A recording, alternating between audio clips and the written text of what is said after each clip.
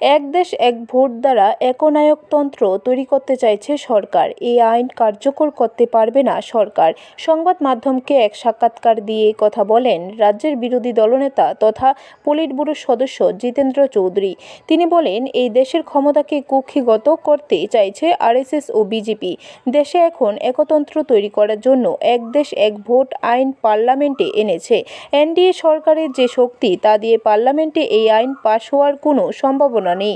কারণ সংখ্যাগরিষ্ঠতা নিয়ে যে কোনো রাজনৈতিক দল যে কোনো নির্বাচনে প্রতিষ্ঠিত হলেও পরবর্তী সময় তারা সমর্থন হারাতে পারে। তখন কোনো সরকার ভেঙে গেলে সেটা 5 বছর জন্য বসিয়ে রাখা যায় না।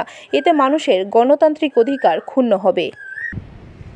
আমাদের এই সংবিধানে যে বিধানসভাতে হোক বা লোকসভাতে বা পঞ্চায়েত মিউনিসিপ্যালিটিতে যে কোনো সময়তেই দল ভাঙতে পারে বা বিভিন্ন ধরনের সমর্থন এদের প্রত্যাহার হতে পারে, মেজরিটি সংখ্যাগরিষ্ঠ দল মাইনরিটি হতে পারে।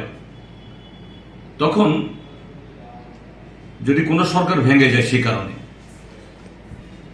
নতুন একটা নির্বাচন যদি নতুন করে যদি সেখানে সংখ্যাগরিষ্ঠ কোনো এই দাবিদার তৈরি না হয়, এটা 5 বছরের জন্য বিধানসভা হোক বা লোকসভা বা মিউনিসিপ্যালিটি এটাকে বসিয়ে রাখা যায় না। এতে মানুষের যে গণতান্ত্রিক অধিকার ক্ষুণ্ণ হবে। ব্যুরো রিপোর্ট, খবর ত্রিপুরা।